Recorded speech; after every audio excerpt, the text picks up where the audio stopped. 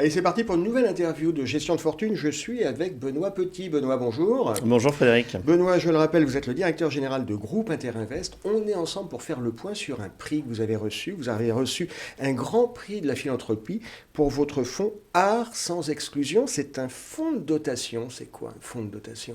Alors un fonds de dotation, c'est un fonds assez spécifique puisque c'est un fonds qui est soumis à un accord de la préfecture. Donc on ne peut pas créer son propre fonds de dotation sans autorisation. Et c'est un fonds qui a bien évidemment un but non lucratif. C'est un fonds dont tout l'argent sert à être donc on investi. n'attend pas de rendement. On n'attend aucun rendement. Alors trois institutionnels, Interinvest bien entendu, mais aussi la MGEN et la Matmut. D'ailleurs, c'est la MGEN qui était à l'initiative de la création de ce fonds. D'accord.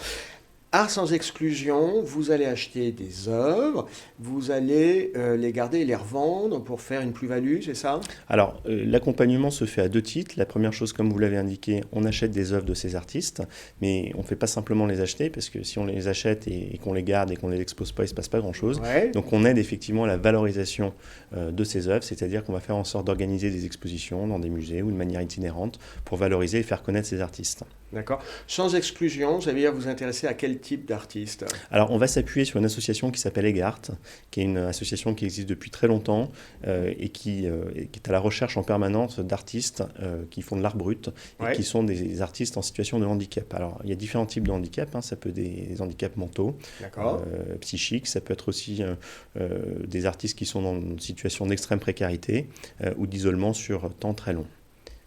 Ce fonds existe depuis. Alors, on a eu l'idée, quelques éléments quand même. Depuis. On a eu l'idée de créer ce fonds de dotation en 2017 et il est né officiellement début 2018. D'accord. Combien d'œuvres?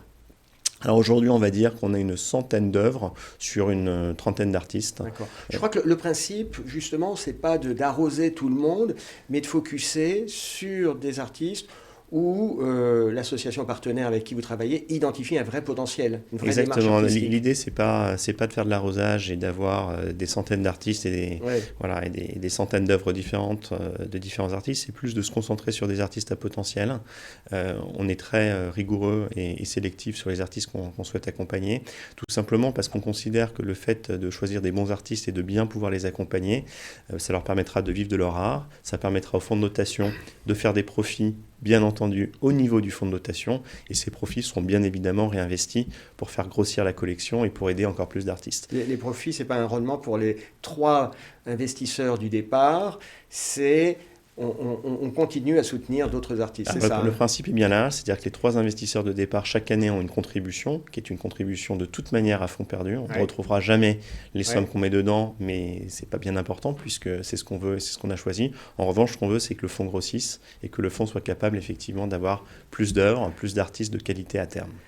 Art sans exclusion, aujourd'hui, c'est 20-30 artistes qui sont, entre guillemets, soutenus en situation de handicap psychique, autisme, isolement, éventuellement des gens qui sont incarcérés. L'autisme, l'isolement, pour la petite histoire, comment au sein d'Interinvest, on s'est mobilisé? Pourquoi ça a parlé?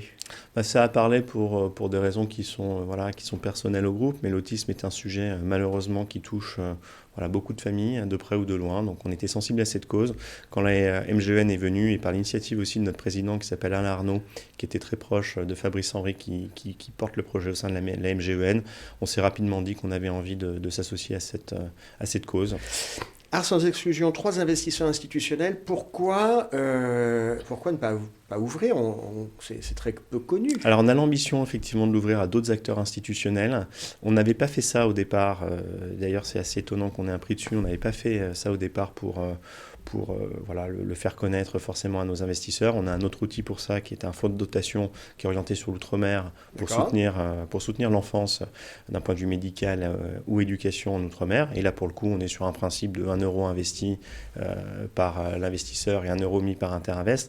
Ici, c'était vraiment un projet institutionnel et on pense que sur ces sujets d'art brut qui sont quand même pas forcément faciles à appréhender par le grand public, on pense que l'approche d'avoir des acteurs institutionnels à nos côtés est la bonne. D'accord. Vous valorisez, c'est-à-dire que vous poussez pour organiser des expositions, Alors, pour rendre visibles ces artistes. Ça, c'est le deuxième effet qui se coule. Tout à fait. L'artiste va être soutenu dans un premier temps quand on lui achète une œuvre, et puis on l'accompagne. Alors on a des expositions itinérantes dont les mises en scène d'ailleurs sont très belles, hein, puisqu'il y a l'œuvre et puis après il y a le parcours qu'on va proposer aux différents visiteurs des expositions pour accéder à ces œuvres-là. Donc on a beaucoup travaillé sur la scénographie. Il y a eu différentes expositions qui ont été faites dans des villes de province, et bien entendu il y a parfois des expositions dans des musées où le fonds de notation prête ses œuvres à des musées. Et puis il y a un site internet. Alors il y a un site internet d'exposition virtuelle. C'est une exposition virtuelle qui est magnifique, qui a été portée ce site par la MGEN. Le site c'est www.artsansexclusion.fr, art sans S. D'accord. Je vous invite à aller faire un tour. Vous pouvez visualiser cette centaine d'œuvres de manière virtuelle. Il y a aussi un parcours pour les malentendants, c'est vraiment très bien fait et ça permet d'avoir accès à ces artistes. Au niveau, entre guillemets, muséographique, pourquoi ce choix de l'art brut ? Alors, c'est le mot que vous utilisiez tout à l'heure. Alors l'art brut, c'est un vrai sens, hein, c'est défini. L'art brut, c'est de l'art pour des personnes qui n'ont pas eu de formation spécifique sur l'art et qui vont se mettre à faire de l'art comme un besoin d'expression. Et on parlait de l'autisme tout à l'heure.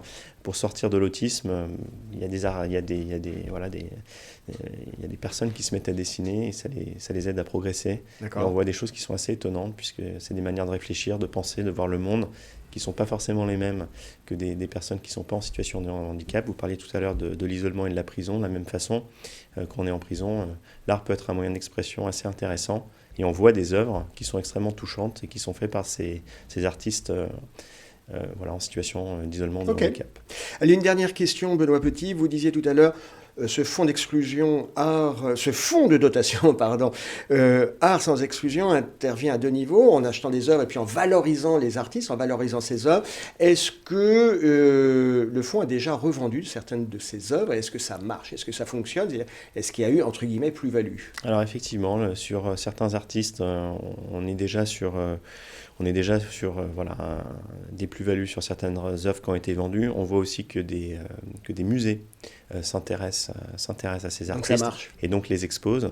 Et quand un musée commence à prendre tel ou tel artiste, ça légitime et puis ça leur fait une cote de marché assez rapidement. C'est-à-dire qu'il y a des collectionneurs qui vont s'intéresser à la production de ces artistes. Et bien entendu, une fois que ce pas-là est fait, pour nous, c'est gagné. C'est mission accomplie. Voilà, parce que l'artiste va vivre de son travail, de sa production et va aussi lutter contre son handicap à travers son travail. Voilà, mission accomplie. C'est sans doute la raison pour laquelle ce fonds de dotation Art sans exclusion a été primé par un grand prix de la philanthropie, parce qu'effectivement, c'est une action qui s'inscrit dans le temps et qui porte des fruits. Merci Benoît Petit d'avoir été avec nous. Merci Gestion de Fortune, merci Frédéric.